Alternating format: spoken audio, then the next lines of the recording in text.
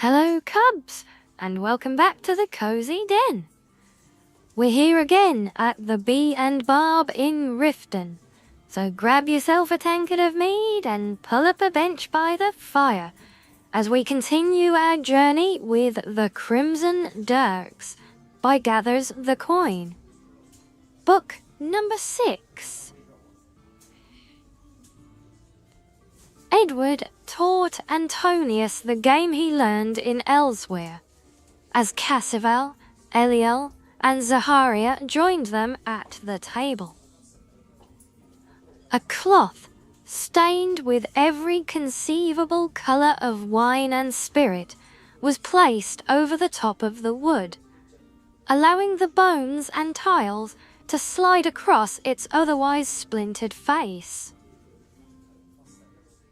While some of the rules were lost in translation, Edward knew enough for the game to function.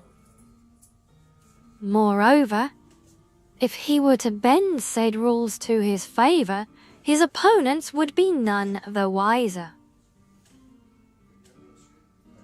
There are 2 types of games, Edward explained, laying the tiles out on the surface.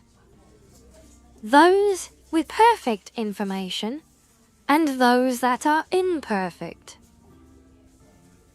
Chess, for example, is a game with perfect information. We know each other's pieces and their placement on the board. Card games, on the other hand, are of the imperfect variety. We are each dealt a hand with a set value, and must divine, through whatever means are able to us, who has the better of it. And which type do you prefer? Asked Cassivel. I prefer to know who and what I'm dealing with, replied Edward. But at the same time, I know the more practical skill is to play games where the information is imperfect. After all, that is how the world around us is played. I wasn't aware life was a game, said Eliel. Because if so, I need to find a better way to cheat. Don't be so modest, replied Edward, raking in another pot. I think you're doing just fine. The same can't be said for our friend Antonius here. I only lost because you distracted me, barked Antonius, with that inhaling and exhaling thing you do with your nose. Do you mean breathing? Asked Edward. Yes, that. As a careful study of others, Cassivel understood the gist of Edward's speech. There were layers beyond what faces advertised. Edward, for instance, used his charm and intellect like a sword, his sly demeanour having a purpose that disarmed his opponents. Eliel, on the other hand, wore his humour like armour, deflecting any inkling of emotion or motive. Zaharia, for all her straightforwardness, was also passionate and sincere, making her prone to falling victim to her own temper. Even Antonius, for all his inebriation, was a skilled hedge mage, and one wondered at times if his drunkenness was merely a performance that allowed people to excuse his worst impulses. The same rules applied to the crew as a whole. The less that was known about the bandits, the more imperfect the information, the better their chances of survival. Their enemies would always hold the better cards. The only way to win was to bluff.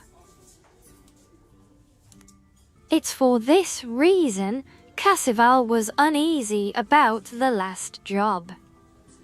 They had purchased a building near a warehouse, tunneling into it and stealing the goods. The plan was solid and the profit healthy. But it was the target that worried him still, even now, after it was complete. After all, unlike some enterprises, the East Empire Company was a machine that counted every coin to its last and weighed every commodity to the gram. Their employees were punctual, their accountants circumspect, and their ledgers pristine. They would identify precisely what goods were stolen and investigate thoroughly the time and manner of the theft. Thus, it weighed heavily on his mind when the forger who purchased the building next to the warehouse had not responded to his last letter.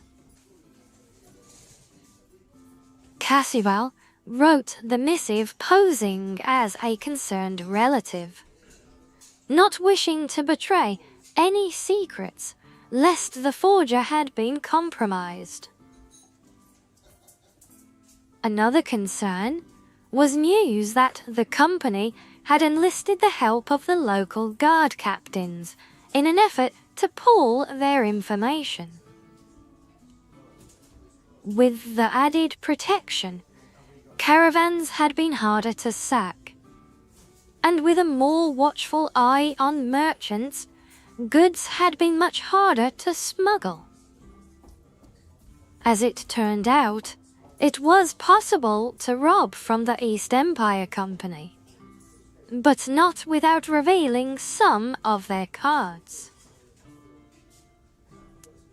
"Did you know that Pale Eyes can sing?" Eliel said, much to everyone's surprise. "Is that a joke?" asked Zaharia, somewhat surprised. "I'm being serious. He's actually better than most bards," Eliel replied, for once completely sincere. "Trust me, it shocked me more than anything. I wasn't even aware Argonians could even make that kind of noise, let alone do it on key." Cassivel laughed at the thought of the shy Argonian melodically strumming his lute. Even after he thought he'd learned everything there was to know about the others, they were always surprising him in strange and interesting ways. Perhaps the same could be said about their current predicament. So long as they were free, it meant whatever information their pursuers had was still imperfect. The bandits had revealed much of their cards already, but hopefully they had yet to give away their entire hand. Well, there you go. I hope you've enjoyed this one. Now, don't forget to like and subscribe if you want to support this channel. And if you have any suggestions or requests for what to read next, then do let me know in the comments. Alright, until next time, my cubs, stay cozy,